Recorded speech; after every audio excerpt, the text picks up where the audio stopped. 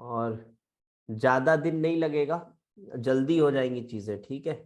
देखो आज कोशिश करेंगे कि आज पूरा एल्कली मेटल्स और आज एल्कली मेटल्स ग्रुप 1 हम निपटा दें, ठीक है। आज ग्रुप 1 अच्छे से पूरा निपटाते, फिर कल ग्रुप 2 निपटाएंगे, फिर ग्रुप 13, ग्रुप 14, 15, 17, 18, 17, 18 तो एक क्लास में निपटाएंगे, 15, 16, 13, 14। तो इस तरह से देखा जाए तो मोस्ट प्रोबेबली हम रोज एक एक ग्रुप करते जाएंगे, तो वो आपका काम हो जाएगा। नोट्स आपको अगर कोई इंपॉर्टेंट पॉइंट लगता है तो वो ले लेना नोट्स उसके, ठीक है। ऐसा नोट्स बहुत कोई पूरा पढ़ा नहीं रहा हूँ, चैप्टर पहले ही बोला था मैंने, पूरा पढ़ा नहीं रहा हूँ। एक एक करके ना क्वेश्चन डिस्कस करेंगे अपन बस, ठीक है। हाँ ले लेंगे, हाइड्रोजन को भी ले लेंगे, नमक परसा ले लेंगे हाइड्रोजन को भी।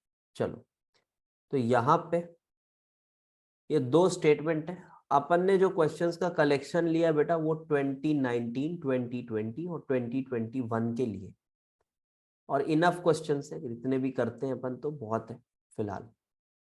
तो चलो, so this is the first question that we have, assertion reason है, एंड इट सेज लिथियम्स, हाँ पीवाईक्यूज ही है, पीवाईक्यूज ही है, 19, 20, 21 बोल रहा हूं तो पीवाईक्यूज ही है।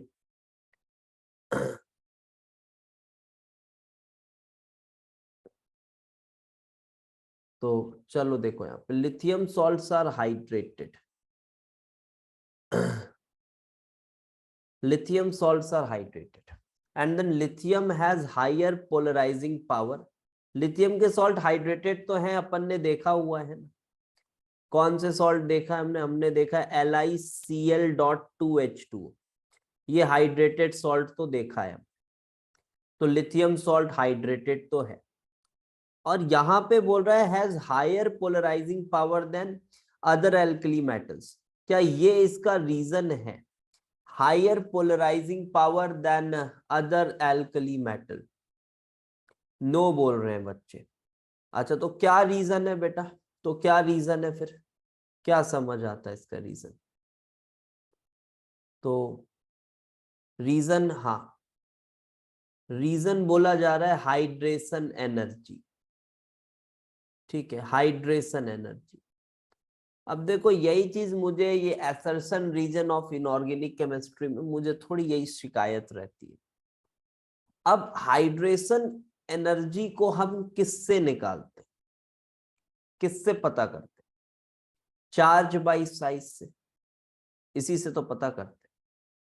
चार्ज बाई साइज से हम हाइड्रेशन एनर्जी पता करते, और पोलराइजिंग पावर भी किससे पता करते? पोलराइजिंग पावर भी चार्ज बाई साइज से। तो फिर ऐसा देखने पर लगता है कि यार ये हाइड्रेशन एनर्जी को तो पोलराइजिंग पावर भी बोल देते, ये तो क्या कहने में कुछ बुराई थोड़े नहीं। बट यहां एनटीए ने क्या आंसर रिलीज किया, लेट्स सी। ये आंसर ए रिलीज किया, और ए ऑप्शन में क्या कहा जा रहा है बेटा कि both are correct but R is not the correct explanation. I totally disagree with this, and this is why I don't like ये असर्शन रीजन वाले questions in inorganic chemistry, because inorganic chemistry में reason जो है वो indirectly भी relate हो जाता है, ठीक है, इनडायरेक्टली रिलेट हो जाता है। तो यहाँ पे उन्होंने यही कहा होगा कि नहीं भाई देखो पोलराइजिंग पावर से नहीं हो रहा, ये तो हाइड्रेशन एनर्जी से हो रहा है। तो अब ये हाइड्रेशन एनर्जी से हो रहा है, तो कोई बच्चा अगर इसको ऐसे सोच के करेगा तो वो गलत नहीं। तो इसका आंसर करने के लिए आपको थोड़ा अपने दिमाग को बेचना पड़ेगा, और उसके बाद फिर आपको आंसर करना होगा। और उन्होंने आंसर किया है ए, बट अकॉर्डिंग टू मी ए और डी दोनों ठीक है, तो इस पे और कुछ नहीं बोल सकते, बिकॉज आपको मैंने बता दिया किस तरह से रिलेट हो रहा है वो हाइड्रेशन एनर्जी, पोलराइजिंग पावर। कोई कोई तो ऐसे ही कहते हैं, हम तो ऐसे ही कहते हैं कभी कभी, लिथियम क्यों बना रहा है हाइड्रेटेड सॉल्ट्स, क्योंकि पोलराइजिंग पावर ज्यादा है, तो वाटर के मॉलिक्यूल्स को अच्छे से पोलराइज करता है, nothing wrong in it. Nothing wrong in it. Okay, ऐसे क्वेश्चन आए तो आप देख लीजिए, भगवान भरोसे कर दीजिए, कुछ भी क्या बोलूं मैं, तो कुछ नहीं बोल सकते। ठीक है, मैंने आपको बस करेक्ट चीजें बताई है, आंसर उन्होंने ए दिया है। अब देखो दूसरा स्टेटमेंट, दूसरा दूसरा क्या बोल रहा है कि choose the correct statement from the following. The standard enthalpy of formation of alkali metal, ये चार हमारे पास स्टेटमेंट्स हैं। We have 4 statements out here and it says standard enthalpy of formation for alkali metal bromides becomes less negative on descending the group। देखो enthalpy of formation की बात हो रही है बेटा, enthalpy of formation। तो जैसे कि मैं बात करूं LIF या फिर यहां पे LIBR की बात हो रही है, तो क्या क्या चीजें इन्वॉल्व होती है, यही तो होता है definition. By definition enthalpy of formation of LIBR आप इस तरह से लिखोगे, LIBR, ये Br2 आप लिक्विड लिख दीजिए और फिर ये लिथियम सॉलिड। अब आप इसको कन्वर्ट करेंगे, मान लीजिए लिथियम गैसियस में, ये ब्रोमीन आप बॉन्ड तोड़ दिया आपने, इसका बॉन्ड डिसोसिएशन एनर्जी से पहले आपने उसको वो कर दिया वेपराइज, तो वो आपने उसको फिर क्या बोल दिया, उसका vaporisation energy, enthalpy of vaporisation, और उसके बाद आपने बॉन्ड डिसोसिएशन एनर्जी लगाया। थर्मोकेमिस्ट्री की बात हो रही है, तो आप यहां पे लिखेंगे Br2 लिक्विड और बॉन्ड आपने तोड़ दिया, तो this is Br gaseous, Br gaseous यहां तक आपने लिखा। आफ्टर दैट अब क्या करना है, अब यहाँ पे आप Li प्लस कर रहे हो, इसमें क्या कर रहे हो आप Br माइनस कर रहे हो। ठीक है, वेपराइजेशन नहीं, सब्लिमेशन। अबे लिक्विड से गैस आ रहा है, क्यों सब्लिमेशन बोलते हो। देखो अबे Li का नहीं लिख रहा हूं, ये vaporisation followed by bond dissociation, ये और ये सॉलिड से गैस, ठीक है ना। यहाँ सब्लिमेशन है, कौन सी बहुत तोपचंद वाली बात है वो, ठीक है सब्लिमेशन है वहां। अब आगे देखो, लिथियम प्लस ब्रोमाइड, यहाँ पे किया अपन ने इलेक्ट्रॉन गेन इंथैल्पी, और यहाँ पे किया हमने आयोनाइजेशन एनर्जी, फिर यहां से यहां गया नेगेटिव लैटिस एनर्जी। तो कुछ ये सभी चीजों का कॉम्बिनेशन है।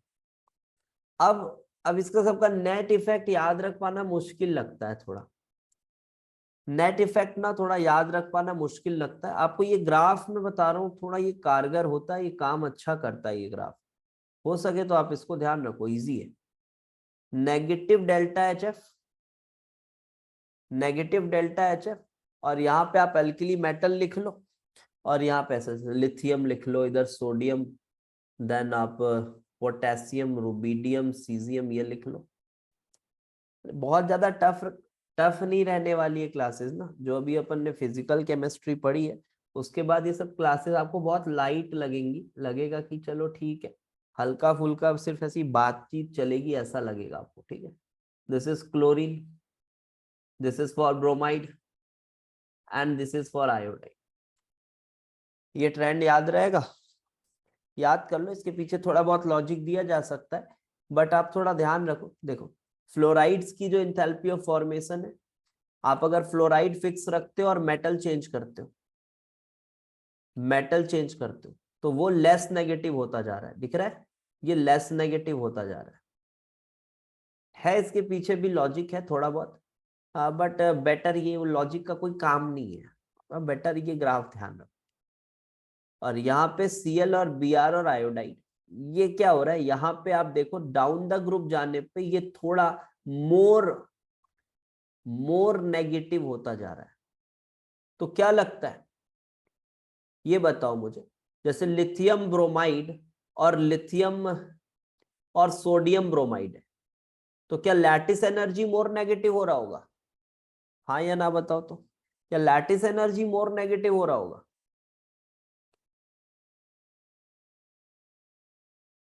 है ना। देखो, अबे यस कैसे बोल रहे हो आप लोग, यस मत बोलो बेटा ऐसे।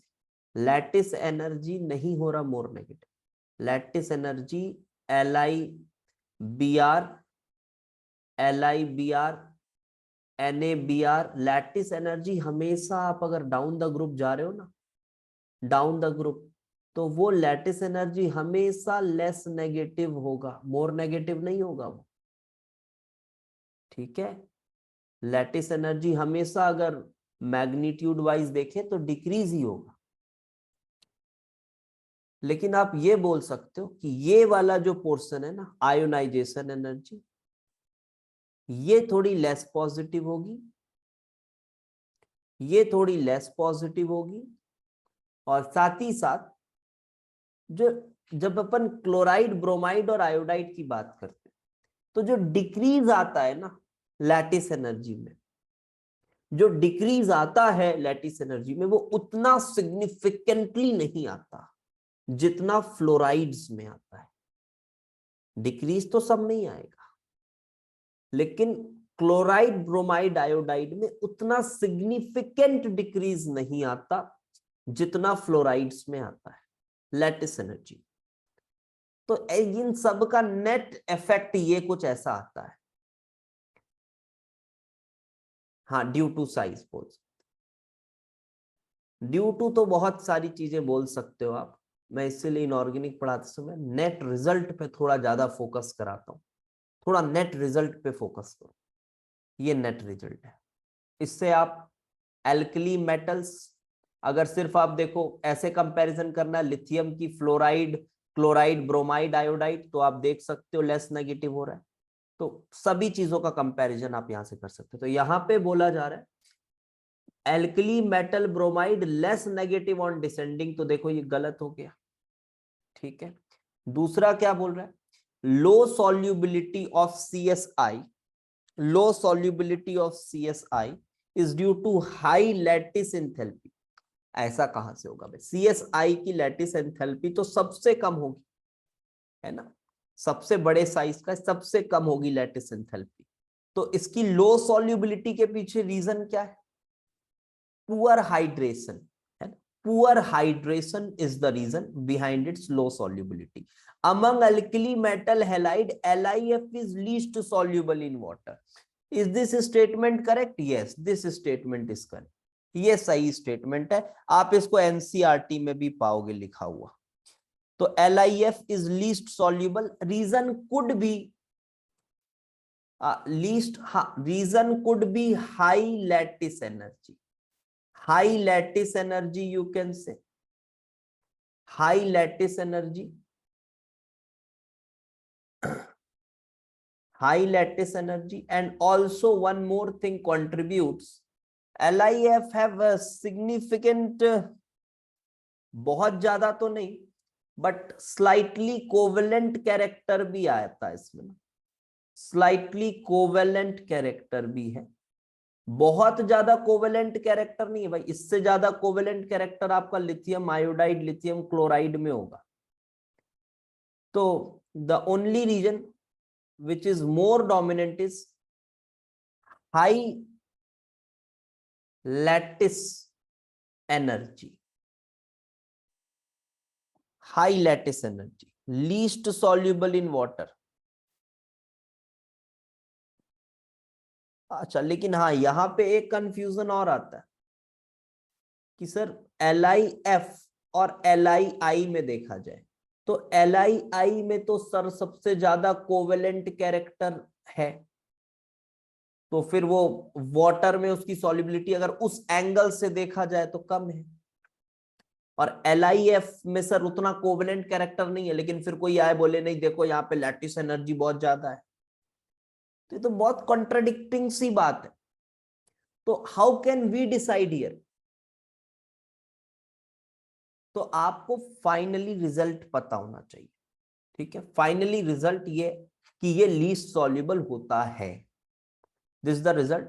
अब आप बोलेंगे कि यार एनसीईआरटी में सर नहीं दिया है, एनसीईआरटी में बस लो सॉल्युबिलिटी लिखा हुआ है।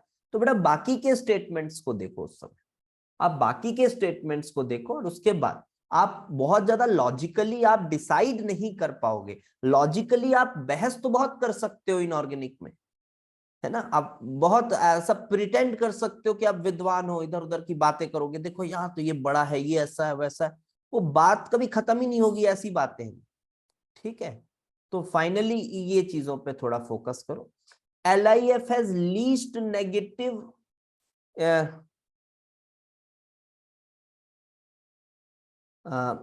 LIF has least negative standard enthalpy of formation among the alkali metal fluoride। देखो ये तो यहीं से दिख गया, ये तो मोस्ट नेगेटिव है, यहीं इसी ग्राफ से दिख गया, तो this is also incorrect.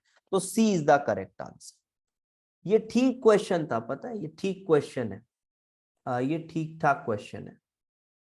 Then next आगे बढ़ते हैं, चलो आगे बढ़ते हैं। सी इज द आंसर। अब ये क्वेश्चन क्या बोल रहा है, the ratio of number of water molecules in more salt. More salt का फॉर्मूला तो सभी को पता है यार, अमोनियम सल्फेट और iron sulphate dot 6H2O, dot 6H2O। अभी रेडॉक्स वाली क्लास में एक बात और आपको बताया था कि MnO4 के साथ इसके रिएक्शन में कौन ऑक्सीडाइज होता है भाई, कौन ऑक्सीडाइज होता है, Fe होता है ना। और अमोनियम नहीं होता ना ऑक्सीडाइज, अमोनियम नहीं होता ऑक्सीडाइज, नहीं होता है। और अमोनियम कब बताया था ऑक्सीडाइज होता है, जब उसके सॉल्ट्स को आप हीट करते हो ना, सॉलिड स्टेट में ही ऑक्सीडाइज हो सकता है अमोनियम, लिक्विड या एक्वस फॉर्म में वो ऑक्सीडाइज नहीं होता, सॉलिड स्टेट में ऑक्सीडाइज होता है जब आप उसको हीट करते हो। लाइक वो केमिकल वॉल्केनो वाला जो रिएक्शन है, उसमें आप एग्जांपल देख सकते हो उसका, जहां पे आप हीट करते हो अमोनियम डाइक्रोमेट को और वहां पे मिलता है। तो ठीक है, अब यहाँ पे आंसर कैसे करना था, ratio of number of water molecule, ratio of number of water more salt, अच्छा potash alum, potash alum potassium sulphate aluminium sulphate dot 24H2O। ये सब फॉर्मूलाज डबल सॉल्ट्स हैं बेटा, ये potassium sulphate aluminium sulphate dot 24H2O, and then ratio वेशियो निकाल लेना तो आंसर 2.5 आ जाएगा।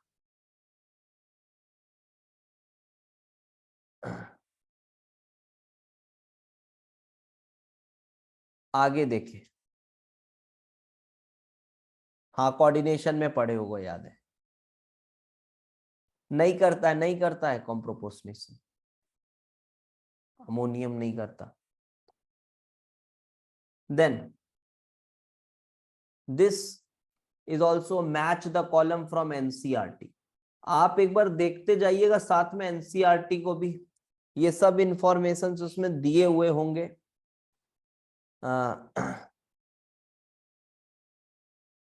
हाँ, वो अमोनियम क्लोराइड और NaNO2 के साथ रिएक्ट करा रहे हो, वहां पे होता है, वो नाइट्रोजन का प्रिपरेशन है शायद तुम बोल रहे हो, ये सोडियम नाइट्राइट के साथ है ना, नाइट्रोजन का प्रिपरेशन है, वहां पे रिएक्शन हो रहा है, वहां पे करता है। लेकिन ऐसा कोई जनरल रूल नहीं है कि हमेशा करे, ऑक्सीडाइज नहीं होता, वो रिएक्शन हो रही है एक्चुअली NaNO2 के साथ नाइट्राइट के साथ, वो तब हो रहा है। और यहां पे देखो एक बार,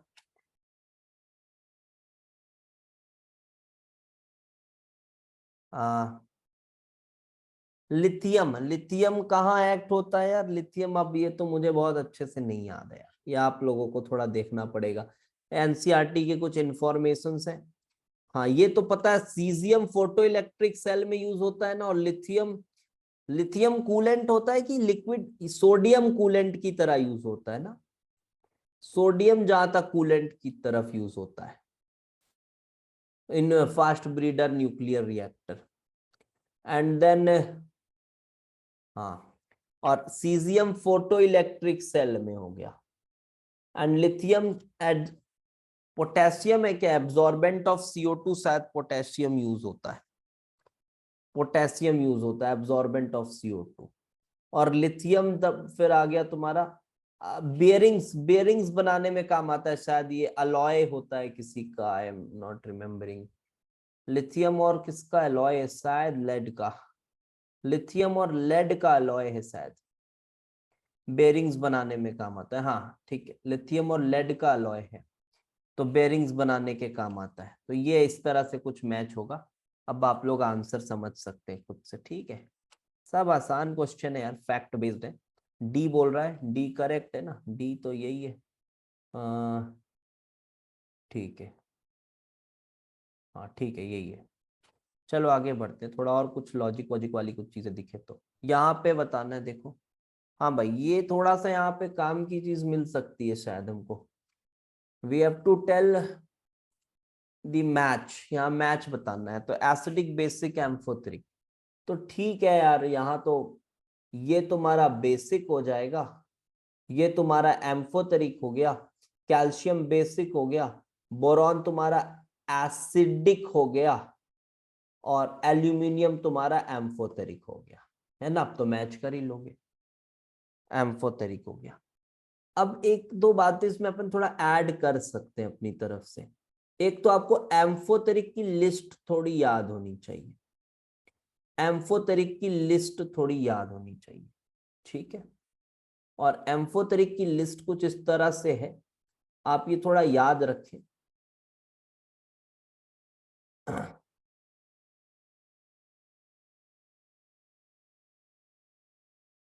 ये कुछ है एम्फोटेरिक की लिस्ट। इसमें मैं आपको बताऊं,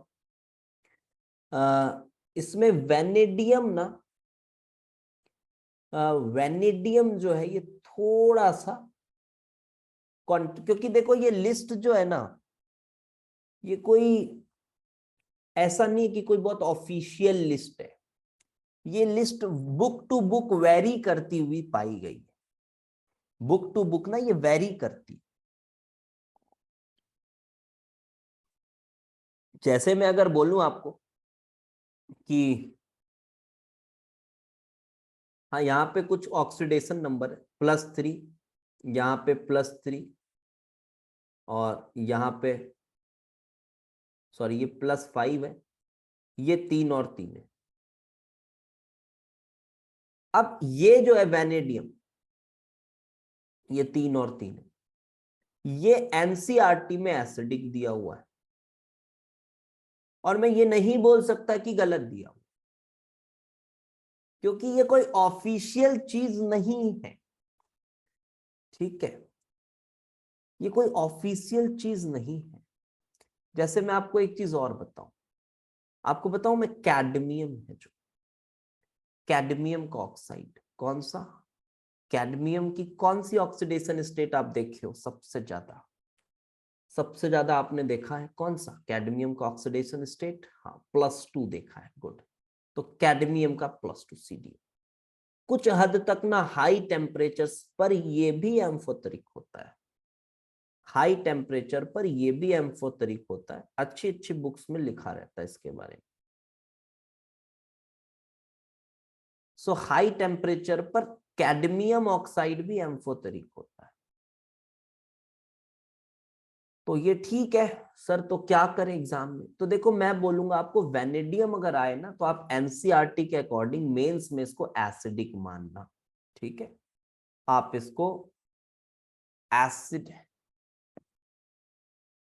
V2O5 क्या दिया हुआ एनसीईआरटी में एक बार बताओ। अच्छा एम्फोटेरिक दिया हुआ, जो एनसीईआरटी में वेनेडियम का दिया होगा वो आप मान लीजिएगा। हाँ हाँ हाँ, रिकॉर्डिंग है, यूट्यूब में डाल दूंगा मैं, जिसको भी कुछ और पढ़ना है जाके कुछ और पढ़ सकता है, कोई बात, ठीक है। तो यहाँ पे देखो, तो ये वेनेडियम यार जो एनसीईआरटी में दिया वो मान, ठीक है। आ, अब मैंने कहीं पढ़ा था शायद ये ऑक्सीजन फैमिली में एक ऑक्साइड्स करके टॉपिक है, वहां पे शायद इसको एसिडिक लिखा है एनसीईआरटी में। ये पॉइंट मेरे पास है ना। हाँ, ऑक्साइड्स ऑफ मतलब ग्रुप 16 में शायद पी ब्लॉक में वो लिखा है, वहां वो लिखा है। तो फिर देखो डी ब्लॉक में एम्फोटेरिक लिखा है। अब इसका तो भगवान ही मालिक है फिर। ये सब चीजें ही थोड़ी सी भाई, देखो इसका आंसर कौन कर सकता है? मैं भी नहीं कर सकता, मेरे को भी नहीं पता वहां पे क्या आंसर वो लोग देंगे। तो ये लिस्ट है, चलो आप यही सत्य मान के चलो, इसी को आप सत्य मान के चलो। इसी को सत्य मान के चलो, ये ठीक है। कैडमियम ऑक्साइड अगर वो पूछ लेते हैं आपको छेड़ने के लिए, तो आप उसको भी एम्फोटेरिक लिख सकते, ऑल्दो वो नहीं पूछेंगे, कैडमियम को नहीं डालेंगे, मत परेशान। तो ठीक है। और ये बताओ, क्या मेटल के ऑक्साइड एसिडिक होते हैं? मेटल के ऑक्साइड एसिडिक होते हैं? होते हैं कि नहीं होते? मेटल के ऑक्साइड्स एसिडिक होते हैं? yes, होते हैं। मतलब हाइयर ऑक्सीडेशन स्टेट्स में होते हैं ना। यस, जैसे कि आप क्रोमियम का ऑक्साइड देखो, CrO3, Mn का देखो, Mn2O7, ये सब जब भी आप बोलो +5 +6 +7, ये ऑक्सीडेशन स्टेट में अगर मेटल के ऑक्साइड है तो वो तुम्हारे एसिडिक हो जाते हैं। ठीक है। CDO नॉर्मल कंडीशंस पे बेसिक होगा। ठीक है। अब तो ठीक है, इसका आंसर तो बड़ी बात नहीं थी, ये इसका आंसर तो अपने को मिल गया है, आंसर इसका मिल। फिर इधर देखते हैं दिस क्वेश्चन। अगेन ये वही assertion रीजन है शायद। So what it says, lithium halides are somewhat covalent in nature. तो ये तो बुरी बात है नहीं, ठीक है, lithium halides are somewhat covalent in nature, सही लगता है, ये होते ही है because of high polarising power. Lithium possesses high polarisation capability, बिल्कुल ठीक है, तो ये तो सही है, दोनों ही स्टेटमेंट सही है। डायरेक्ट क्वेश्चन, तो इन्होंने ठीक है सही आंसर इन्होंने दिया, डी ही दिया हुआ है, ठीक है, कोई टेंशन वाली बात। इधर आते हैं थोड़ा, अब इसमें क्या चीजें हैं। अब दिस क्वेश्चन, यहां शायद कुछ रिएक्शंस वगैरह हैं, हाँ है शायद। So this is question number 7 and चलो देखते हैं यहाँ पे क्या क्या चीजें हैं। List 1 list 2 we have to just match them, okay, we have to just match them. Let me zoom out this, हाँ ठीक है। तो देखो यहाँ पे बोला लिथियम, अब लिथियम के साथ किस, ये देखो ये बहुत इंपॉर्टेंट स्टेटमेंट है भाई, है ना, ये इंपॉर्टेंट स्टेटमेंट है। Carbonate salts decomposes easily on heating, lithium के कार्बोनेट्स, इसी के कार्बोनेट होते हैं Li2CO3, ये तुरंत डिकम्पोज हो जाते हैं। अब यहां भी जो रीजन आता है ना बेटा, इसका भी रीजन क्या देते हैं लोग, इसका भी रीजन देते हैं हाई पोलराइजेशन ऑफ Li, ऐसा मानते हैं। पर जब भी बेटा थर्मल स्टेबिलिटी की बात आई, थर्मल स्टेबिलिटी की बात आएगी, हम कहीं ना कहीं हाई पोलराइजिंग पावर की बात करेंगे कैटायन की। कैटायन की पोलराइजिंग पावर अगर ज्यादा है तो थर्मली वो कम स्टेबल होता है। आपको एक बहुत प्यारा रेफरेंस बता रहा हूं, आप उसको याद रख सकते हो। रेफरेंस बता रहा हूं, बेरिलियम कार्बोनेट का reference. This is quite an important reference that you must remember, that beryllium carbonate, beryllium is even more beryllium has even more polarizing power than lithium because it is in +2 oxidation state and also size is smaller than lithium. So we just keep beryllium carbonate powder in a atmosphere of CO2, मतलब इसको CO2 के atmosphere में रखा जाता है bottle में बंद करके, because beryllium carbonate is thermally so unstable that room temperature becomes its decomposition temperature. Room temperature पर ही ये टूटने लगता है BeO और CO2 के फॉर्म। तो अगर CO2 के एटमॉस्फेयर में रखोगे तो इस रिएक्शन के फॉरवर्ड इक्विलिब्रियम कांस्टेंट काफी छोटा रहेगा और डिकम्पोजिशन से आप उसको प्रिवेंट कर सकते हो। ठीक है, देखो ज्यादा कुछ इसमें पढ़ाने का है नहीं, तो जितना हो सकता है हम बातचीत कर सकते हैं, ज्यादा पढ़ा नहीं रहा हूँ, ये पढ़ा नहीं रहे, थोड़ा बस ऐसे ही आपका रिवीजन और एक अच्छा आपको वो मिल जाएगा। तो कार्बोनेट सॉल्ट इजिली डिकम्पोजेस, ये तो ठीक है, ये भी समझ में आता है, तो इसमें अपन ये रिएक्शन लिख सकते हैं। बेरिलियम और CO2 के बीच में नहीं, रूम टेम्परेचर पे नहीं होता रिएक्शन, नहीं होता रूम टेम्परेचर पे दे डू नॉट रिएक्ट, और वो भी सॉलिड स्टेट में पड़ा हुआ है और वो गैसियस स्टेट में पड़ा हुआ है, तो नहीं होता रिएक्शन। तो ये तो हमने इसके साथ मिलाया। अच्छा, अब ये सोडियम किसके साथ मिल रहा है? अरे bicarbonate used in fire extinguisher, याद है ना, ये NaHCO3 यूज करते हैं ना फायर एक्सटिंग्विशर में, क्या डालते हैं साथ में? सल्फ्यूरिक एसिड रहता है शायद डाइल्यूट, तो ये क्या बनाता है, यहां से H2CO3 बनाता है, और H2CO3 तो जग जाहिर है बहुत बदनाम है वैसे भी ये, कि ये तुरंत बनते ही डिकम्पोज होता है H2O और CO2 में, तो ये CO2 में डिकम्पोज होता है और CO2 देगा फायर एक्सटिंग्विशर का काम करता है। तो ये चलो इसके साथ इसका मैच कराया। सी का किसके साथ मैच कराते हैं? Most abundant element in self fluid, ठीक है, फैक्ट, इसका कोई मैं एक्सप्लेनेशन नहीं दे पाऊंगा। Then this is D, CS,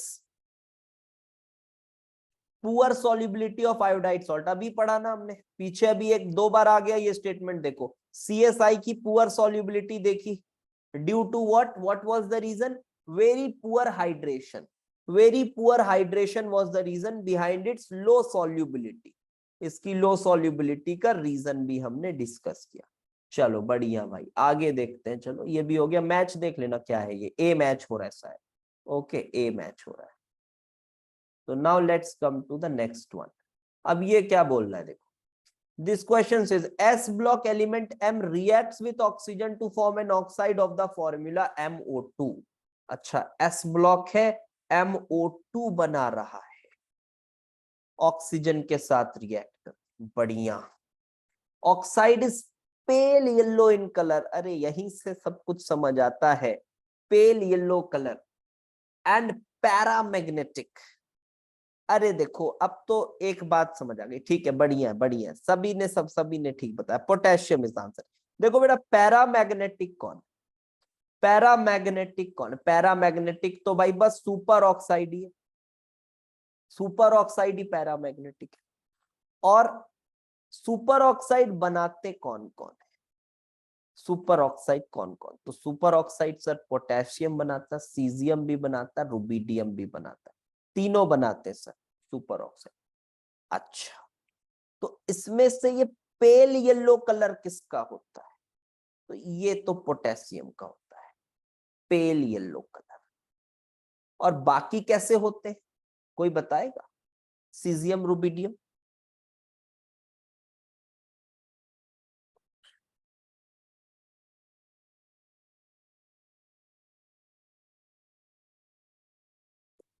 नहीं, फ्लेम, फ्लेम कलर नहीं बोल, फ्लेम कलर नहीं बोलना, फ्लेम कलर नहीं बताना, फ्लेम कलर नहीं, सिंपली उसके सुपर ऑक्साइड का कलर।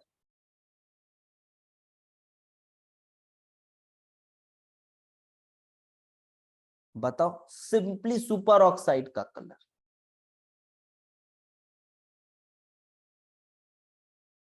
सेम ही रहता है, ठीक, बिल्कुल ठीक, लगभग ऑरेंजिश रहते हैं, सही है, ठीक है, ऑरेंजिस के लाइन में रहते हैं, they are kind of orangish, ठीक है, ऑरेंजिस रहते हैं वो। तो पेल येलो है। अब देखो, अगर वो पेल येलो, अब देखो पेल येलो ऑरेंज है ना, ये बहुत ज्यादा डिफरेंस तो नहीं नजर आता इसमें। तो अगर ये लोग अगर रुबिडियम सीजियम भी ऑप्शंस में दे देते तो ये थोड़ा सा कंफ्यूजिंग बन जाता कि यार फिर कैसे करें, तो फिर डिसाइड करना मुश्किल है, बिकॉज पेल येलो और ऑरेंज में you can not differentiate too much. उनके कलर्स ना लगभग आसपास की रहते हैं, लगभग सेम कलर रहता है, डिफरेंशिएट करना मुश्किल है। तो पोटेशियम इज द आंसर। और आपको ये भी बात पता होगी, पोटेशियम का जो सुपर ऑक्साइड है पानी के साथ रिएक्ट करता है, और सोडियम का पर ऑक्साइड पानी के साथ रिएक्ट करता है। दोनों में किस चीज का डिफरेंस है? दोनों में किस चीज का डिफरेंस है? यस, यहाँ पे ऑक्सीजन मिलता है भाई, वो डिफरेंस है। डिस्प्रपोर्शनेशन होता है, याद रखना। यहाँ पे डिस्प्रपोर्शनेशन होता है। This is a very important reaction and they have asked it in 2020 JEE advanced, I guess JEE advanced 2020 they have asked this question. और जो भी चीज JEE एडवांस में आ चुकी है और वो इजी अगर है, एनसीईआरटी से उठ के आई हुई है, तो मेंस में तो फिर वो एकदम बहुत ज्यादा पूछने के चांसेस रहते हैं। तो ये 2020 में पूछा गया है, तो आप ध्यान रखें। इसके पानी के साथ रिएक्शन होता है तो O2 बनता है, साथ में तो ठीक है KOH ही बनेगा, और और क्या बन रहा है, H2O2 भी बनेगा, H2O2 और KO2। और यहाँ पे क्या होगा बेटा, NaOH और O2, ठीक है, नॉट O2 सॉरी, NaOH और H2O, NaOH और H2O, ठीक है। इंपॉर्टेंट रिएक्शन है पानी के साथ, आप थोड़ा याद रखिएगा। तो यहाँ भी आंसर हमने कर लिया। चलो आगे बढ़ते हैं। यहाँ पे क्या बोला जा रहा है बेटा, the ionic radius of Na+ is 1 point this. तो Na+ का आयनिक रेडियस 1.02 एंगस्ट्रॉम बताया। आयनिक रेडाई ऑफ Mg2+, एनसीईआरटी में तीनों को मिला के येलो और ऑरेंज दिया है कलर, सभी का ना उसी रेंज में लगभग होता है, येलो से ऑरेंजेस के बीच में, ठीक है, येलो टू ऑरेंजेस बीच में सभी में होता है। इंटेंसिटी थोड़ी बहुत वेरी करती है, तो उसमें एग्जैक्ट कलर नहीं बता पाएंगे, और वो एग्जैक्ट पूछेगा भी नहीं आपसे। डिफरेंशिएट करना काफी मुश्किल होता है तीनों के कलर्स को। तो Na+ इज 1.02 एंगस्ट्रॉम।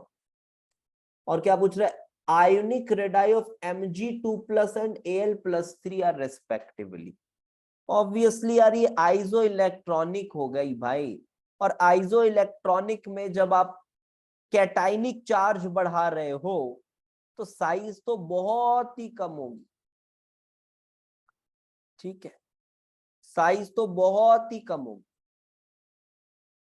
तो साइज बहुत कम होने का मतलब यहाँ पे आपके पास Na+ है, तो साइज कम होगी, Mg2+।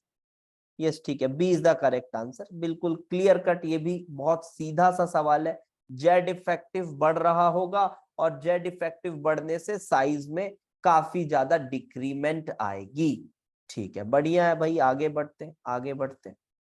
देखो अपन बहुत जल्दी जल्दी क्वेश्चंस को खत्म करते जाएंगे, और इस रूटीन में अगर आप करते हो तो आपकी ब्लॉक अच्छी रिवीजन हो जाएगी। देखिए, करेक्ट ऑर्डर ऑफ कंडक्टिविटी। अरे यार, कंडक्टिविटी का ऑर्डर कौन सी बड़ी बात है, अपन ने तो पूरा कंडक्टोमेट्रिक टाइट्रेशन तगड़े तरीके से पढ़ा हुआ है, तो कंडक्टिविटी कौन सी बड़ी बात है। कंडक्टिविटी में क्या देखना होता है बेटा, inversely proportional to what, ionic mobility, और ionic sorry conductivity directly proportional to ionic mobility and inversely proportional to hydrated radius। याद आ रहा होगा आपको, हाइड्रेटेड रेडियस मतलब जितना ज्यादा हाइड्रेशन होगा, सीधे बताऊं ये सब तो फालतू चीजें, आप नॉर्मली सोचो, जितना बढ़िया हाइड्रेशन होगा उतनी कम मोबिलिटी हो जाएगी, उतनी कम मोबिलिटी हो जाएगी। But do you remember the exceptions? Do you remember the exceptions? Yes. Exceptions were H+ and OH-। जिन बच्चों ने इलेक्ट्रोकेमिस्ट्री पढ़ी है तुरंत याद आना चाहिए भाई, H+ and OH-। They were the exceptions. Grothus mechanism we have discussed. Grothus mechanism we have discussed. Yes. तो उस मैकेनिज्म के तहत, yes, इसको हमने राजा कहा था, इसको मंत्री कहा था। यस, तो इस तरह से ये तो एक्सेप्शनल है, इनकी बात अभी नहीं कर रहे, ये तो सिर्फ अपन कैटायंस की बात कर रहे हैं ऑफ एल्कली मेटल्स। तो बेटा B is the answer. This is quite obvious, hydration के हिसाब से आंसर किया गया है। Now let's come to this one, and this is question number 11th. It says list करना है फिर, ठीक है। और उन दोनों में H प्लस ज्यादा होता है, जी हाँ बिल्कुल, उन दोनों में H प्लस ज्यादा होता है। क्या करना है, लिस्ट करना है। तो क्वेश्चन नंबर 11 और यहाँ पे सोडियम कार्बोनेट, देखो ये प्रोसेसेस हैं, प्रोसेसेस भाई अच्छे से याद रखना है ना, प्रोसेसेस बहुत तगड़े तरीके से आपको याद रखना है, इंपॉर्टेंट है। सोडियम कार्बोनेट किससे बनाते थे, सॉल्वे प्रोसेस कहते थे ना उसको, सॉल्वे प्रोसेस। अच्छा क्या क्या तरीका क्या था, एक बार थोड़ा सा डिस्कस करते हैं। हम क्या करते थे, हम लेते थे एकदम हाईली कंसंट्रेटेड ब्राइन सोल्यूशन, और फिर इसमें क्या करते थे, इसमें डालते थे अमोनिया गैस, अमोनिया गैस और साथ ही साथ कार्बन डाइऑक्साइड, कुछ ऐसा ही रिएक्शन था। हाँ। और इसमें बना करता था अमोनियम कार्बोनेट, अमोनियम कार्बोनेट ऐसा, सॉरी अमोनियम कार्बोनेट, सोडियम, और अमोनियम कार्बोनेट नहीं बनता था, अमोनियम क्लोराइड बनेगा इसमें, अमोनियम क्लोराइड अलग होगा और सोडियम बाइकार्बोनेट बनेगा, इफ यू रिमेंबर, है ना, सोडियम बाइकार्बोनेट बनेगा। And sodium bicarbonate have low solubility, yes this is the important point, has low solubility, और इसकी लो सॉल्युबिलिटी की वजह से ये प्रेसिपिटेट आउट जल्दी कर जाता, ये प्रेसिपिटेट आउट किया, फिर इसको आप करते थे हीट, और बाइकार्बोनेट्स को हीट करोगे तो कार्बोनेट बन जाएगा along with H2O and CO।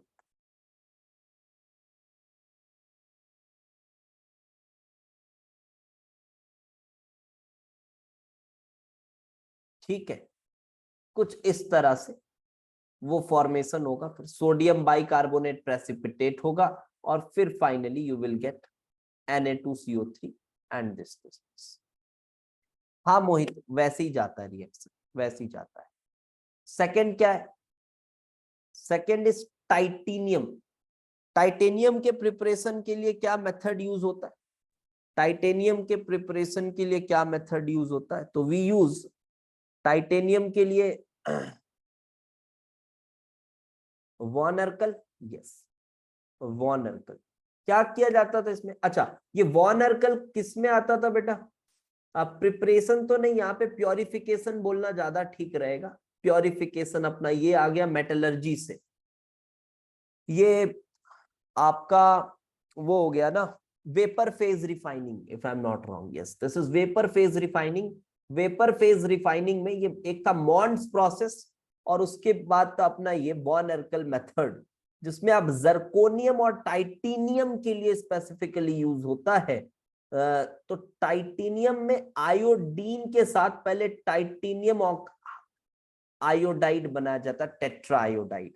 ये लगभग 500 केल्विन के आसपास ये रिएक्शन होती है, तो ये गैसियस आयोडाइड बनता है, फिर इसको हीट करते हैं, डिकम्पोज करना मुश्किल है, डिकम्पोज करना मुश्किल है, डिकम्पोज करने में लगभग 1500 केल्विन टेम्परेचर लगता है, इससे ऊपर ही लगता है, नीचे नहीं, इससे ऊपर ही लगता है, नीचे नहीं। और ये मुझे अप्रॉक्स याद है, हो सकता है कुछ बुक्स में वैरी करे, इसको 400 लिखा हो, इसको 1700 1800 लिखा हो, ठीक है, तो ये थोड़ा ज्यादा ऊपर नीचे आप समझ सकते हो। और नहीं याद करने, ये सब टेम्परेचर नहीं याद करने बेटा, ये सब नहीं याद करने। तो ये फिर टाइटेनियम और आयोडीन में टूटता है, and you get this titanium as pure, and this was crude, this was crude, और ये ऐसा, तो ठीक है, ये यहाँ पे आया। तो भाई टाइटेनियम इसके साथ जुड़ा और ये इसके साथ जुड़ा। देन क्लोरीन, क्लोरीन तो सबको पता है, डिकॉन्स प्रोसेस, याद आया होगा आपको वो reaction, Deacon's process, yes, cupric chloride as catalyst, cupric chloride catalyst, बहुत बढ़िया। और साथ ही साथ हम HCl जो कि एक गैस है, उसमें ऑक्सीजन पास कराते हैं, और ऑक्सीजन जो है वो उस क्लोराइड को ऑक्सीडाइज करता है to chlorine, and yes water vapors will also be formed. तो ये रिएक्शन है डिकॉन्स का, and then sodium hydroxide, Castner Kellner cell. ये मैंने इलेक्ट्रोकेमिस्ट्री पढ़ाते वक्त एक बहुत अच्छा लॉजिक आपको बताया था, मुझे याद आया अभी। आई होप आपको याद होगा। और मैंने ये भी बताया था ये बहुत लोगों को पता नहीं रहता है। क्या लॉजिक? ये आया सोडियम हाइड्रोक्साइड का कास्नर-केल्नर। क्या होता है भाई? ये आपके पास वहां पे एमलगम बनता है, Hg के रॉड्स यूज होते हैं, Hg कैथोड यूज होता है, Hg कैथोड। याद आ रहा है? यस यस तुषार, आपको याद है, गुड। और इसमें आपके पास जो सॉल्यूशन है वो तो सोडियम क्लोराइड का एक्वस सॉल्यूशन ही लिया आपने। तो यहां वाटर नहीं जाता। नॉर्मली तो अपन देखते हैं जब इनर्ट इलेक्ट्रोड्स की बात आती है तो वाटर ही जाता है, रेड्यूस होता है और वो H2 बनाता है। वाटर ही जाता है, रेड्यूस होता है, H2 बनाता है। लेकिन यहाँ पे सोडियम चला जाता है और वो रेड्यूस हो जाता है। लेकिन सर सोडियम कैसे जा सकता है? सर सोडियम की तो पोटेंशियल, सर सोडियम की रिडक्शन पोटेंशियल तो बहुत नेगेटिव होती है। ठीक है, तो इसका रीजन ये है कि ये नेगेटिव होती है, ठीक है, बट जब सोडियम और Hg मिलकर अमलगेनेशन करेंगे तो जब ये अमलगम बनेगा तो अमलगम फॉर्मेशन में भी हीट रिलीज होती है, और इस हीट रिलीज से ये वाला जो पूरा इंटायर प्रोसेस है ये ज्यादा स्पॉन्टेनियस हो जाता है। This becomes more spontaneous and hence preferably वो जाता है। तो इस तरह से सोडियम अमलगम आपके पास बनता है। फिर आप इसको पानी डालिए हल्का, हीट करके, तो आपके पास NaOH अलग हो जाएगा। ठीक है, तो ये कास्नर-केल्नर सेल के रिएक्शंस थे। अच्छे से याद रखें, चारों रिएक्शंस बहुत इंपॉर्टेंट है। ये एक अच्छा क्वेश्चन, ठीक है, ये अच्छा क्वेश्चन है मेंस के स्टैंडर्ड में। ठीक क्वेश्चन, आगे बढ़ते। अगेन मैचिंग पूछा गया है।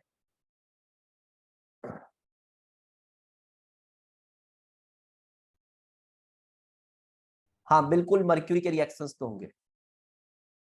आयनिक कंडक्टिविटी का ऑर्डर एनसीईआरटी में नहीं दिया है। अच्छा, नहीं दिया एनसीईआरटी में, देखो लेकिन पूछा तो है ना, क्या करोगे? आप लोगों ने तो पढ़ा है ना, कोई टेंशन नहीं है। आयनिक कंडक्टिविटी का ऑर्डर सब बिना एमलगम के, हाँ सोडियम विथ वाटर तो बिल्कुल एक्सप्लोसिव रिएक्शन है, बिना एमलगम के एक्सप्लोसिव रिएक्शन है वो।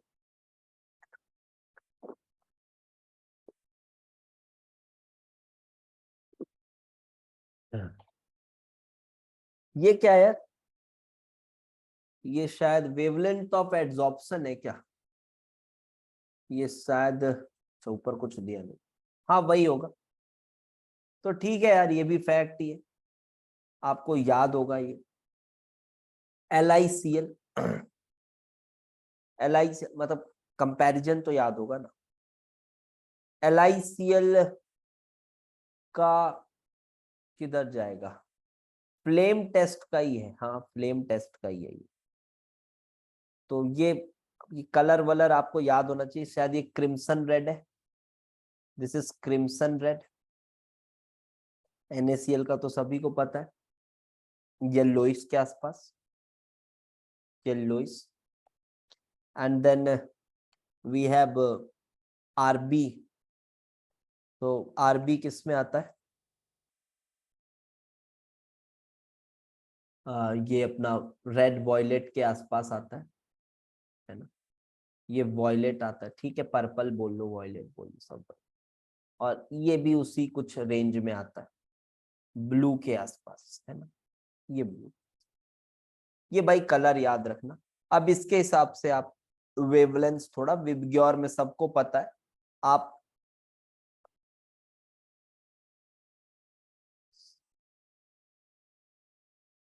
उस पे किसी और दिन चर्चा कर लेंगे, वो थोड़ी लंबी चर्चा होगी। वो आप अभी फैक्ट की तरह ध्यान रखो, और जेई के लेवल पे वो फैक्ट ही रहेगा, लेकिन उसके पीछे लॉजिक है। ठीक है, वेद कि जो कलर एब्जॉर्ब होता है उसका कॉम्प्लीमेंट्री कलर क्यों शो होता है। ठीक है, तो आप उसको फैक्ट की तरह ही ध्यान रखो अभी फिलहाल, अभी उसको आप काम नहीं आएगा। ठीक है, तो क्रिम्सन रेड येलो और ये अब आप यहाँ पे मैच कर लो, डी के साथ मैच हो रहा है। अब वेवलेंथ कंपैरिजन जानते हो कि रेड की वेवलेंथ हाई वेवलेंथ है, वॉयलेट की वेवलेंथ लो वेवलेंथ है, तो आप यहाँ पे मिला लो।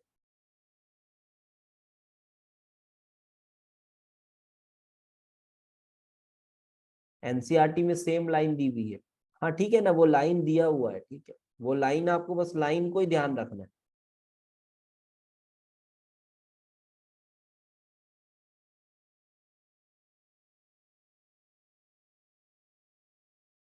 नहीं, आंसर में क्या मैच हो रहा है, कुछ उटपटांग हो रहा है क्या? किसका दिया? डी का 2 दिया हुआ है, डी का 2 दिया हुआ है, ठीक है। CSCL का 2 दिया हुआ है, ब्लूइश लाइट थी, 2 दिया हुआ है।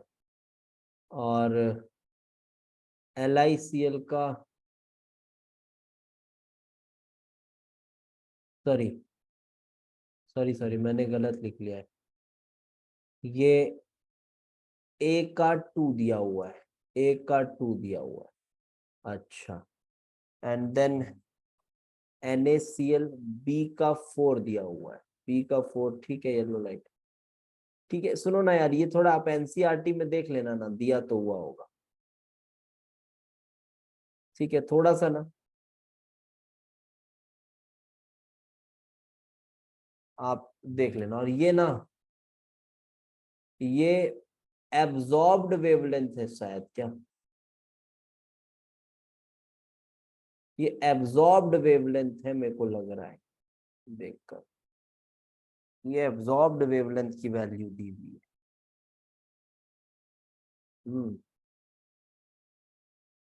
इसीलिए वो थोड़ा सा आप कलर के साथ मिसमैच कर रहा है ना। तो आपको पता है एब्जॉर्ब्ड वेवलेंथ का कॉम्प्लीमेंट्री कलर शो होता है, कॉम्प्लीमेंट्री कलर शो होता है। तो ये एक्चुअली जो आपका कलर शोन है उसका कॉम्प्लीमेंट्री कलर का वेवलेंथ दिया हुआ है। लेकिन देखो क्वेश्चन में कुछ नहीं लिखा हुआ है, ऐसी अधूरा छोड़ा हुआ है क्वेश्चन को। ऐसे में कैसे समझ आएगा बच्चों? मुझे नहीं समझ आ रहा है कि क्या समझ आएगा, कि ऐसी कुछ भी लिख दिए है क्या?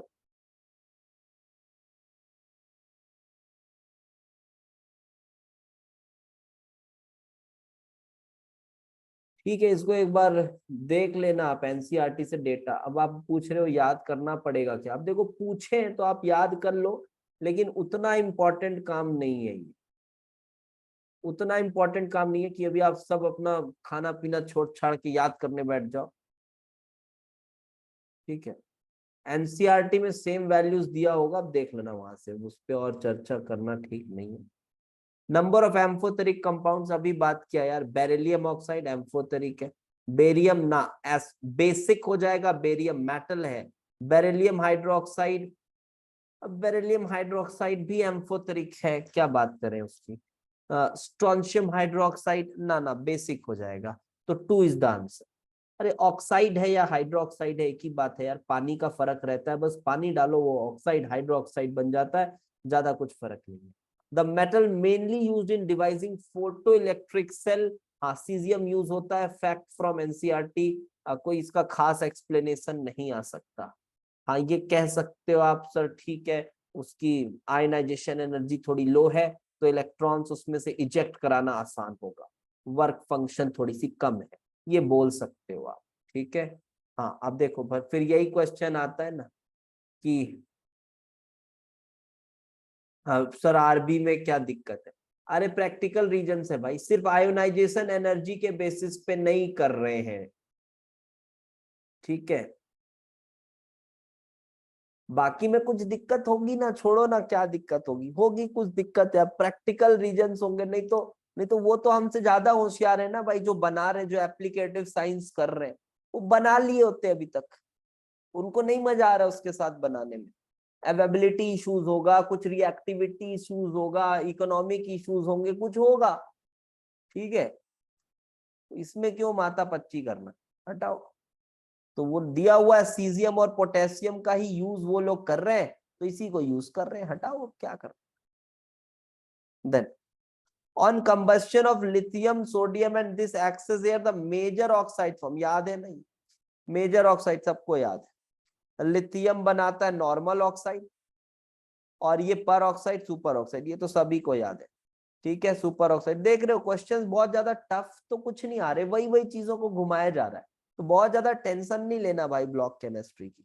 अब आगे देखो भाई, reaction of inorganic sulphide x, sulphide है देखो SO3, देखो SO3 2- के रिएक्शंस जो है ना, वो किसके जैसे होते हैं, ज्यादा कार्बोनेट की तरह होते हैं ना, इसके रिएक्शंस कार्बोनेट की तरह ही रहते हैं बिल्कुल। आपने देखा होगा कार्बोनेट जिस तरह से वो लाइम वाटर मिल्की टर्न करता है, वैसे ये भी करता है ना, जैसे carbon dioxide lime water milky turn करता है। ये सब ना थोड़ा मजा तब आता है जब थोड़ी एडवांस लेवल की अपन सॉल्ट एनालिसिस या ब्लॉक वगैरह पढ़े, वहां पढ़ाने को चीजें थोड़ी ज्यादा रहती हैं, यहाँ थोड़ा कन्फाइंड है, तो ठीक है, अभी इसी के हिसाब से अभी पहला फोकस यही कर लो, फिर जनवरी अच्छे से आप मेंस को निकालो, उसके बाद थोड़ा पढ़ने में मजा आएगा। ये मेंस को निकाल के साइड करो थोड़ा। तो सल्फाइट है बेटा विद डाइल्यूट H+, तो H+ खिलाओगे तो जाहिर सी बात है H2SO3 बनेगा, और H2SO3 भी रिवर्सिबली कुछ उसी तरह से H2O और SO2 भी छोड़ रहा होगा। ये बात तो थोड़ी समझ में आती है। जनरेट्स कंपाउंड Y, तो Y शायद यही है, and dilute H2SO4 generates compound Y। अच्छा Y, फिर देखते हैं Y इसमें से कुछ भी हो सकता है, Y कुछ भी हो सकता है, वो Y किसको बोल रहा है आगे पढ़ के थोड़ा समझ आएगा। Y with NaOH gives X। अच्छा, further reaction of X and Y with water affords compound Z, तो Y and Z are respective, तो Y कहीं ना कहीं, अब देखो ऑप्शन में यहाँ कहीं H2CO3 तो H2SO3 तो लिखा नहीं है, तो फिर YSO2 ही हो सकता है, ठीक है, क्योंकि एक बार कंफ्यूजन लगता है सर H2SO3 भी तो बोल सकते हैं, नहीं दिया ऑप्शन में तो क्यों परेशान होना। तो फिर अब पानी तो बोलोगे नहीं, पानी भी नहीं दिया कहीं, तो SO2 ही Y है, और SO2 अगर अपना Y है तो इसका NaOH के साथ रिएक्शन हो रहा है, तो क्या बनेगा, अरे भाई SO2 को जब अब पानी मिलेगा ना, NaOH का पानी मिलेगा, तो रिएक्ट तो वो H2SO3 वाले मोड में ही आके करेगा, रिएक्ट तो वो H2SO3 वाले मोड में आके ही करेगा, और जब NaOH के साथ रिएक्शन कराओगे तो यहाँ पे आपको NaHSO3 बनता हुआ ही मिलेगा, NaHSO3 बनता ही मिलेगा, ये मिलेगा दिस, एंड ठीक है, Y and X and Y when react, तो X इज सल्फेट, सल्फेट, देखो एक चीज यहाँ पे अपन ऐड कर सकते हैं ना, यहाँ पे ये भी मिल सकता है एंड ये भी मिल सकता है, दोनों मिल सकते हैं depending upon the concentration, depending upon the concentration of NaOH, थोड़ा कंसंट्रेशन पे डिपेंड करता है। वैसे NaOH स्ट्रॉन्ग बेस है ना, तो स्ट्रॉन्ग बेस है तो इसी को आप डोमिनेंट मानो, इसी को डोमिनेंट मानो,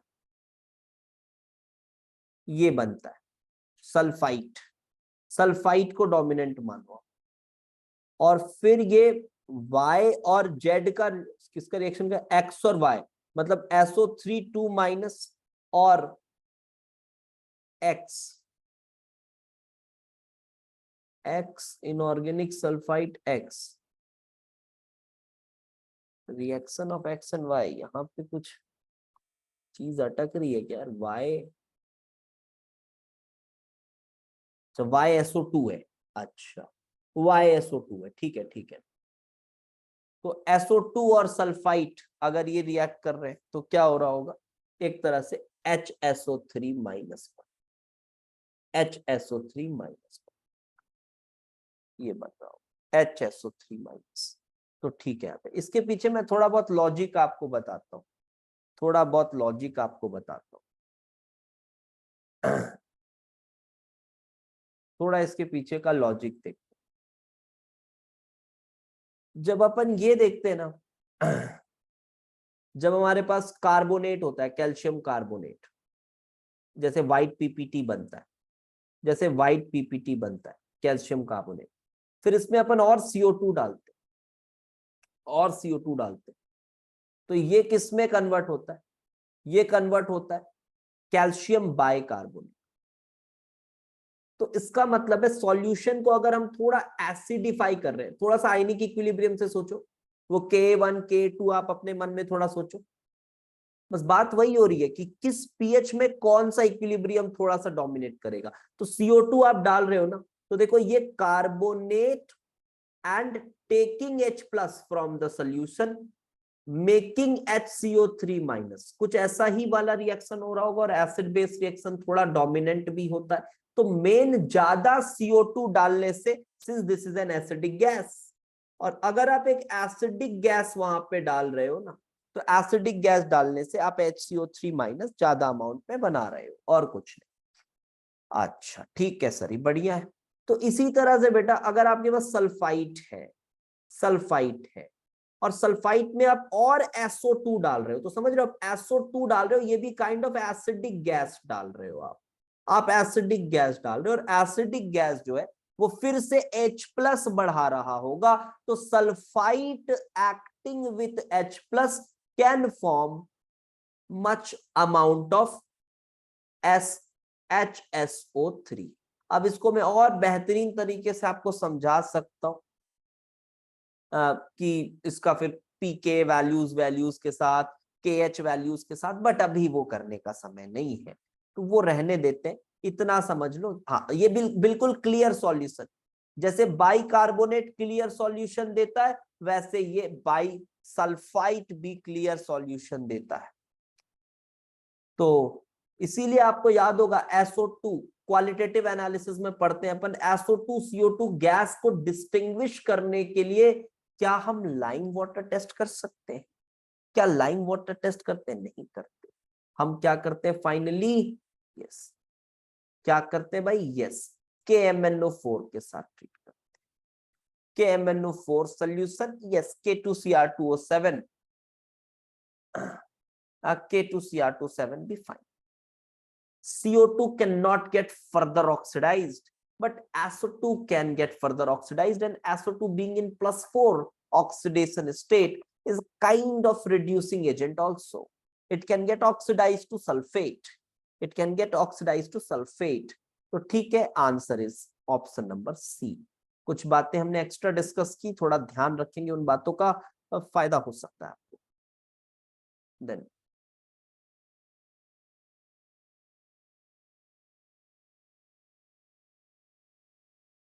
हाँ वेद, अभी क्लास के बाद याद दिलाना, मैं बताऊंगा वो पॉइंट भी, वो थोड़ा सा क्वेश्चन से बाहर गया, तो क्लास के बाद याद दिलाना, बताऊंगा उसको, समझाऊंगा। तो देखो,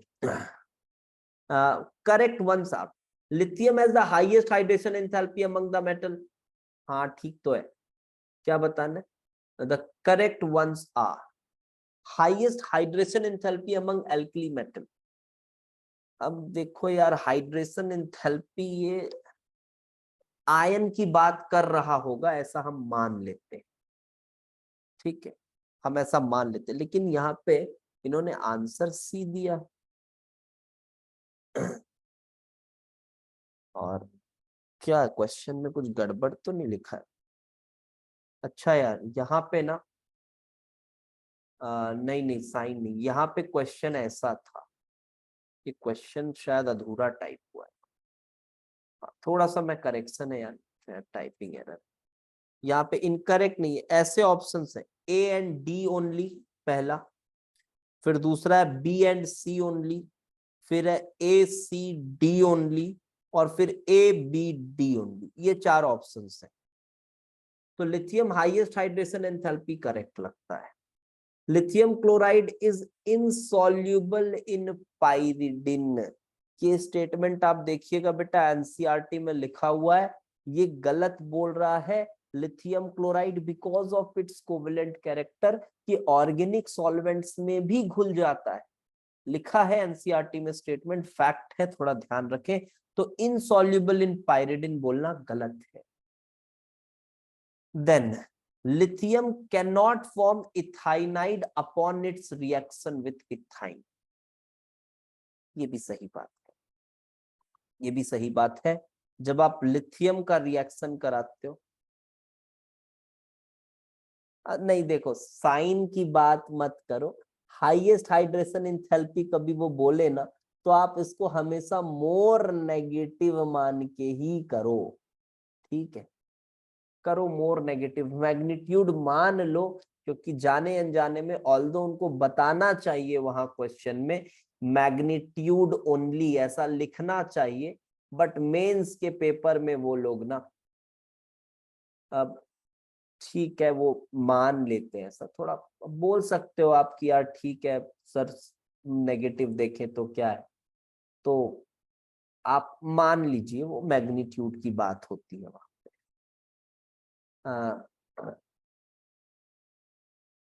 इलेक्ट्रॉन एफिनिटी तो चलो ठीक है, इसमें साइन की दिक्कत नहीं आती है।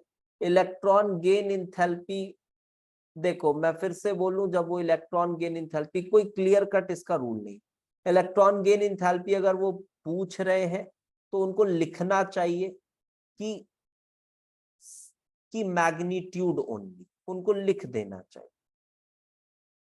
ठीक है, बिल्कुल कंफ्यूजन को दूर करने के लिए लिख देना चाहिए मैग्नीट्यूड ओनली। अब वो फिर क्या कंसिडर कर लेते हैं उसका जवाब तो कोई नहीं दे सकता कि वो क्या कर लेंगे कंसिडर, लेकिन जब भी इलेक्ट्रॉन गेन इंथैल्पी वो पूछ रहे हैं, अगर clear cut electron gain enthalpy लिखा हुआ है तो आप साइन के साथ ही मान लो, क्योंकि अब बोल देंगे घटिया सा एक्सप्लेनेशन में दे सकता हूं कि इलेक्ट्रॉन एफिनिटी तो फिर डिफाइन किया गया है ना अलग से, तो फिर वहां तो साइन के को पॉजिटिव कर देते हैं, ऐसा कुछ नहीं है यार, वो लिखना पड़ेगा, इसका कोई परफेक्ट आंसर नहीं दे सकता। लिथियम विथ इथाइनाइड, इथाइनाइड के पास इथाइन के साथ रिएक्शन, क्या ये पॉइंट आपने पढ़ा है? ये पॉइंट भी आपने शायद पढ़ा होगा, ये पॉइंट आपने पढ़ा होगा, ठीक है, ये पॉइंट आपने पढ़ा होगा। इसमें हमने ये कहा कि ये नहीं करता इसके साथ रिएक्ट, इसके साथ रिएक्ट नहीं करता, और ये इथाइनाइड नहीं बनाता। Li+ C triple bond CH-, ये डायरेक्टली नहीं बनाता। रीजन क्या बोल सकते हैं? रीजन देखो, ये मैं बता रहा हूँ, ये जो लिथियम विथियम है ना, एक चीज ध्यान रखना, ये 2-4 जगह और फिट हो जाएगा, ये काफी काम देगा आपको पॉइंट। जितने भी ये हैं जिनका आयोनाइजेशन एनर्जी हाई है, जैसे इसका आयोनाइजेशन एनर्जी काफी हाई है, तो जिनका आयोनाइजेशन एनर्जी हाई है ना, इनको गैसियस रिएक्शन शो करने में बड़ा कष्ट होता है, गैसियस रिएक्शंस इनके लिए काफी प्रॉब्लमैटिक होती है। आप देखना ये 2-4 जगह 5 जगह फिट होगी ये बात, मैं 2-4 रेफरेंसेस और दे सकता हूं। गैसियस रिएक्शंस इनके लिए थोड़ा प्रॉब्लमैटिक हो जाता है। एक्वस रिएक्शंस ये लोग बढ़िया से करते हैं, लेकिन गैसियस रिएक्शंस इनके लिए थोड़ा दिक्कत वाला हो जाता है, क्योंकि इनकी जो हाई आयोनाइजेशन एनर्जी है, फिर ये हाइड्रेशन से काउंटर हो जाती थी एक्वस रिएक्शंस में, बट यहाँ कोई हाइड्रेशन जैसी चीज हो नहीं रही है, तो इसलिए ये लेस स्पॉन्टेनियस रहते हैं। इसीलिए देखो लिथियम, ये जब आप यहाँ पे रिएक्शन करा रहे हो, लिथियम और यहां पे रिएक्शन करा रहे हो, ये भी गैसियस, तो यहां पे आपके पास Li दिस बन रहा होगा। लिथियम NH2 वाला बर्स्ट रिडक्शन तो ये यहाँ पे ये नहीं बनता डायरेक्ट, ठीक है। बर्च रिडक्शन तो अलग ही मैकेनिज्म है उसका, बर्च रिडक्शन का तो अलग ही मैकेनिज्म है। वो तो सिंगल इलेक्ट्रॉन ट्रांसफर के साथ पहले आपका रेडिकल, एनायन रेडिकल बनेगा, उसके बाद फिर वो तो एनायन रेडिकल बनेगा और उसके बाद फिर रिएक्शन है।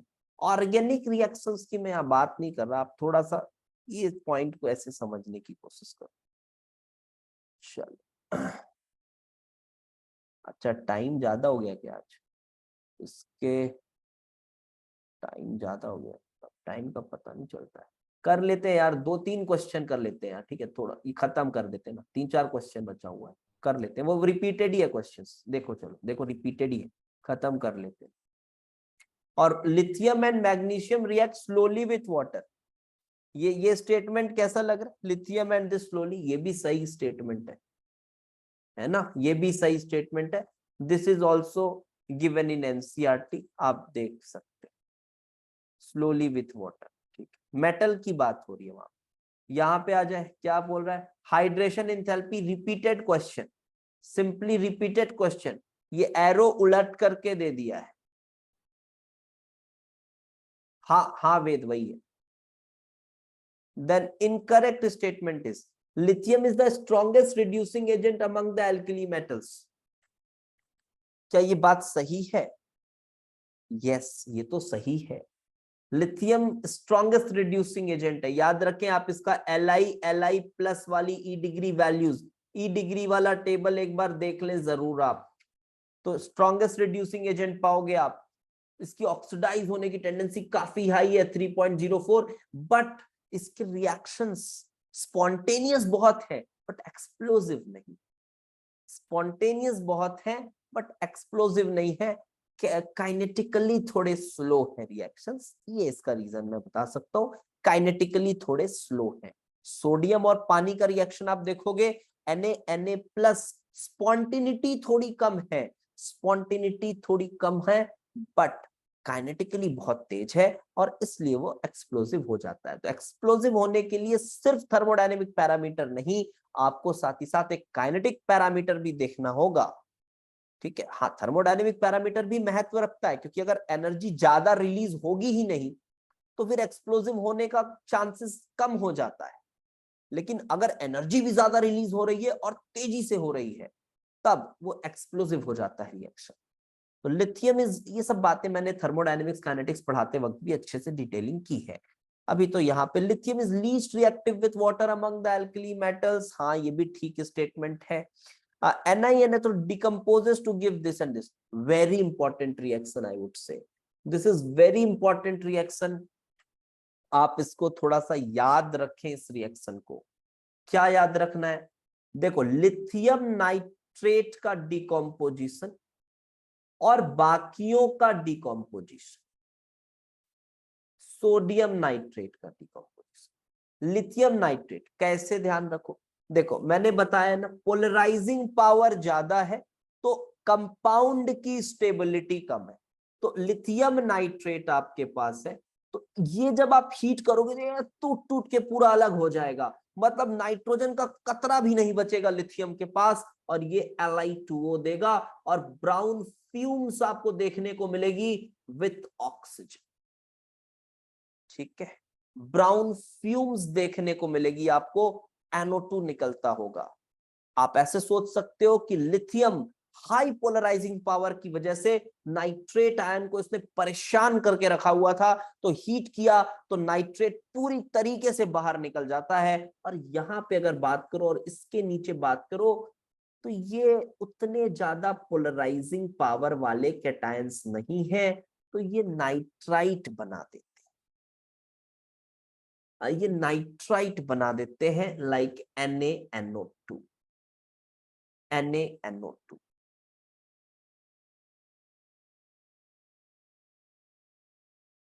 क्या दिया हुआ है एनसीईआरटी में? हाई हाइड्रेशन गिवन है। अरे भाई, हीट कर रहे हो आप, पानी के साथ हीट थोड़े ना करोगे, हाइड्रेशन वाइड्रेशन कुछ भी दिखा है।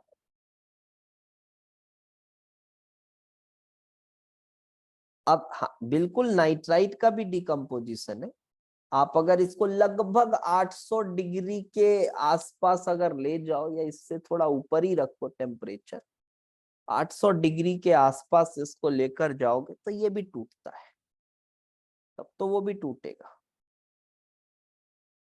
तब तो वो भी टूटेगा, है ना। तो तब तो ये भी टूटेगा। ये जब टूटता है तो पर ऑक्साइड नहीं देता, ये शायद नॉर्मल ऑक्साइड ही देता है। नॉर्मल ऑक्साइड नॉर्मल ऑक्साइड ही फॉर्म होता है, normal oxide, and then obviously आपका NO2 निकलेगा। ठीक है, नॉर्मल ऑक्साइड ही फॉर्म होता है, पर ऑक्साइड नहीं। पर ऑक्साइड तो जब आप पूरा सोडियम को लेकर ऐसा खुले हुए ऑक्सीजन के साथ जलाते हो तब वो थोड़ा एबंडेंस में ज्यादा फॉर्म होता है। तो ये रिएक्शन आपका गलत है, तो this is important. LiCl crystallises and this, yes this is correct statement. Okay, आगे बढ़ते आगे बढ़ते आगे बढ़ते 2-3 रिएक्शंस आर, अरे यार सबसे इंपॉर्टेंट रिएक्शन इन्होंने अभी तक पूछा नहीं था, ये आया, कौन सा? Liquid ammonia. Liquid ammonia gives a deep blue solution due to the formation of ammoniated electrons. पता है आपको क्या करते हो आप लेते हो सोडियम, सोडियम जैसे जाता है अमोनिया में वो सोडियम Na+ के फॉर्म में कन्वर्ट होता है और इलेक्ट्रॉन्स इस तरह से निकल जाते हैं, इलेक्ट्रॉन्स इस तरह से निकल जाते हैं। और जब इलेक्ट्रॉन निकलते, अमोनिया, अमोनिया ही अमोनिया है, तो अमोनिया इसको क्या करता है? चारों तरफ से सराउंड करता है, चारों तरफ से नाइट्रोजन का डेल्टा माइनस Na+ को सराउंड करता है। कितने करता वो नहीं पता, इसलिए हम कुछ इस तरह से लिख देते हैं NH3X whole to the power of +1। और इलेक्ट्रॉन्स, इलेक्ट्रॉन्स को भी जो अमोनिया है उसके जो H+ आयंस है, H+ आयंस तो नहीं बोलना चाहिए मुझे, H पे जो डेल्टा पॉजिटिव है वो लोग इलेक्ट्रॉन्स को अट्रैक्ट कर लेते हैं और Y, अब नंबर तो नहीं पता तो Y कह दिया जा रहा है। और ये जो अमोनिएटेड इलेक्ट्रॉन्स है यही उछल कूद मचाते हैं, और वही फिर जो कलर का जो एक फ्लैट सा रीजन आप पढ़ते हो उसी रीजन के हिसाब से आप बोलो कि ये सोल्यूशन को ब्लू कर देते हैं। लेकिन इसमें 2-3 बातें और है। क्या है वो बात? जब आप इसको थोड़ा कंसंट्रेट करते हो, जब एडवांस के लिए पढ़ेंगे तो इसको और डिटेल में बताऊंगा, अभी मैं बस फ्लैट आपको चीजें बताते जा रहा हूं ऊपर ऊपर से, ठीक है।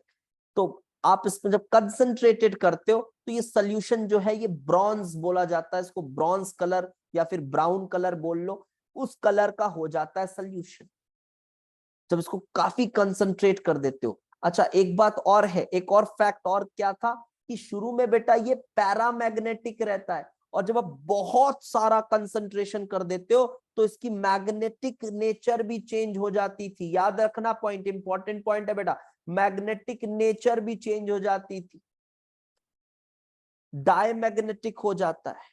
और उसके बाद एक पॉइंट और यहां पे हम ये बोलते हैं कि जब आप मेटल क्लस्टर बन जाता है और वो सब इलेक्ट्रॉन्स पेयर अप हो जाते हैं, ऐसा आप इसके पीछे एक्सप्लेनेशन ले सकते हैं। और फिर ये जो आपका NH3 है ना, NH3 है, आप ऐसा भी सोच सकते हो इलेक्ट्रॉन्स बहुत सारे हो जाएंगे। आप रखे हो इसको, आपने इसको रख के छोड़ दिया है, आप कुछ देख ही नहीं रहे हो, रख दिया छोड़ दिया आपने, तो जो इलेक्ट्रॉन्स है ना, अब ये शैतानी करते हैं।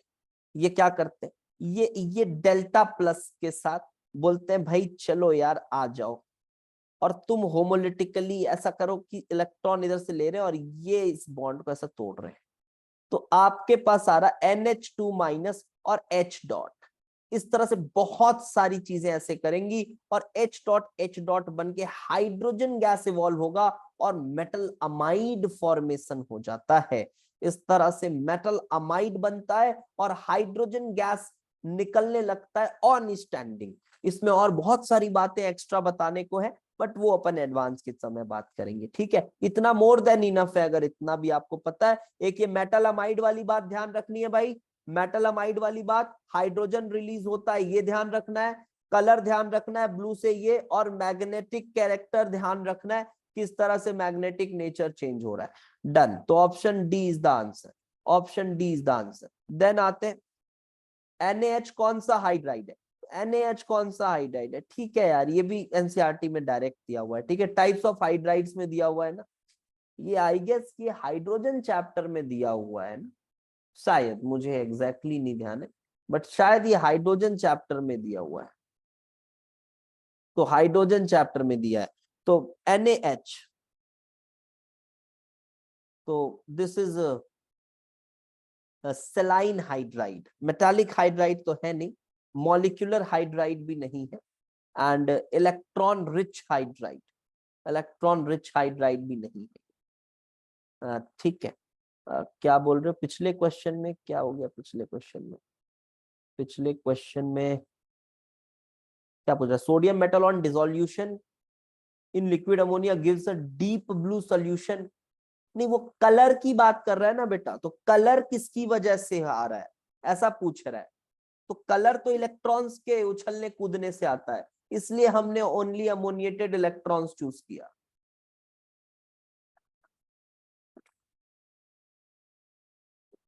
अच्छा, ए और बी में क्या फर्क है? अच्छा, ये पूछ रहे हो। Sodium ammonia complex, sodium ion ammonia complex. भाई ये क्वेश्चन सही है ना? ये क्या लिखा है?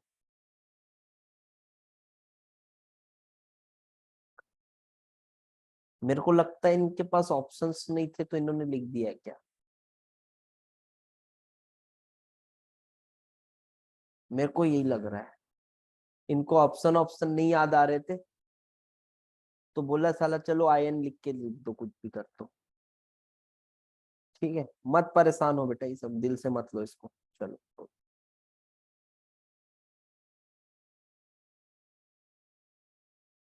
अच्छा मॉलिक्यूलर हाइड्राइड का कोई एग्जांपल बताओ यार, मॉलिक्यूलर हाइड्राइड का कोई एग्जांपल बताओ। यस, सिंपली CH4, SiH4, ये सब मॉलिक्यूलर हाइड्राइड हो जाएंगे, है ना? ये इवन H2O भी हो जाए, ये सब molecular hydride. Electron rich hydride कौन हो जाएंगे यार? इलेक्ट्रॉन रिच हाइड्राइड के एक दो एग्जांपल भी बात कर लेते हैं।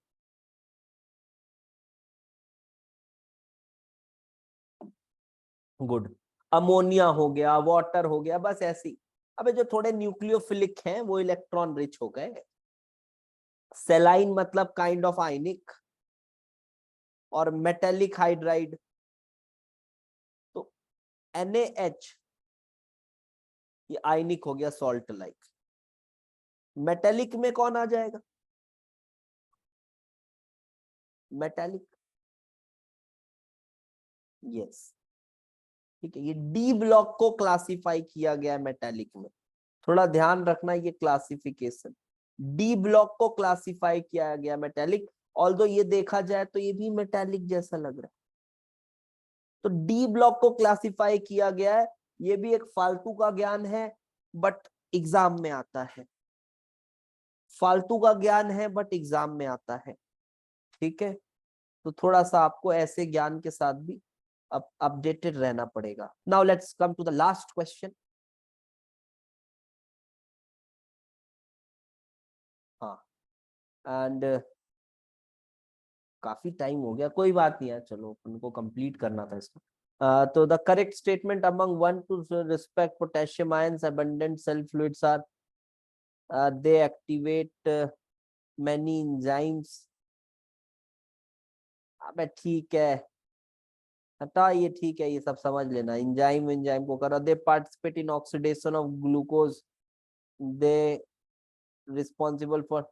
अरे नहीं पता भाई, ये सब देख लेना, ये सब ठीक है, ये सब ठीक है, ये सब NCERT के स्टेटमेंट होंगे कुछ, वहां से देख लो। तो ये वहां से देख लेना आप, दिया तो होगा ना ये NCERT में, शायद ये बायोलॉजिकल इंपॉर्टेंस करके कोई पोर्शन दिया होगा, वो हाँ वहां से ही होगा। परेशान मत हो बेटा, बाहर से नहीं है, परेशान मत हो कि हमको क्या बायो पढ़ना पड़ेगा, फिर दिया है ना NCERT में, देख लो। ठीक है, तो चलो बढ़िया हुआ रिवीजन, बढ़िया रिवीजन हुआ हमारा। और कल हम करेंगे अब एल्कलाइन अर्थ मेटल्स। ठीक है, कल हम करेंगे अल्कलाइन अर्थ मेटल, और बहुत क्विक किया हमने, बहुत ही क्विक है ना। कल अल्कलाइन अर्थ मेटल्स, देखो इसमें ज्यादा चीजें थी नहीं, ग्रुप 15 में थोड़ा मजा आएगा, जहाँ पे थोड़ी सी ज्यादा चीजें अपने को मिलेंगी। ठीक है, वहां पे ग्रुप 15, 16 में मजा आएगा। चलो ठीक है, फिर टाटा बाय बाय। हाँ हाँ वेट कर रहा हूँ, बात कर।